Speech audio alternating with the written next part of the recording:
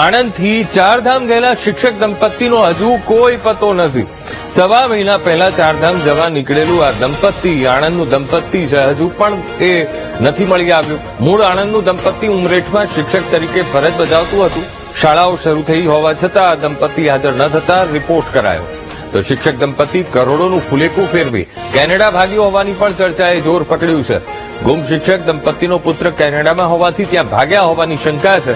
Passport રિન્યુઅલના 2 વર્ષ બાકી હોવા છતાં દંપતીએ વહેલો રિન્યુ કરાવ્યો હતો। પાસપોર્ટ રિન્યુઅલ માટે ફેબ્રુઆરીમાં શિક્ષણ વિભાગની એનઓસી મેળવી હતી અને જેના કારણે જ અત્યારે ચર્ચાનો વિષય પંથકમાં છેડાઈ ગયો છે।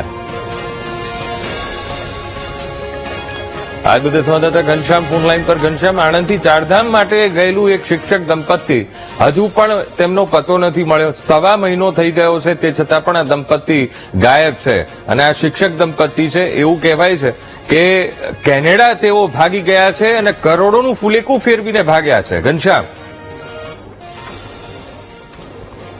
દંપતી છે મૂળ પંચમહાલ જિલ્લાના શહેરા ગામનું છે અને સૌથી મહત્વની વાત એ છે કે સવા મહિના પહેલા આ દંપતી ચારધામની યાત્રાએ ગયું હતું અને ત્યારબાદ તે હરિદ્વારથી ગુમ થયું હતું। હરિદ્વારથી ગુમ થયા બાદ પરિવારજનોએ ચિંતિત થઈ અને જે ઉત્તરાખંડ પોલીસ છે તેમાં ફરિયાદ પણ કરી હતી। પોલીસ દ્વારા સમગ્ર જે ચારધામનો રૂટ છે તેમાં તપાસ પણ કરી હતી, પરંતુ આ દંપતી મળી નથી આવ્યું।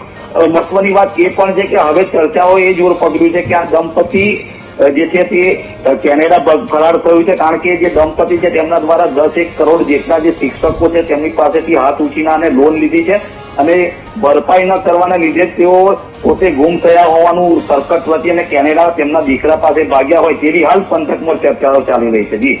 જી બિલકુલ ઘનશ્યામ, સમગ્ર માહિતી સાથે જોડાવા બદલ આપનો આભાર।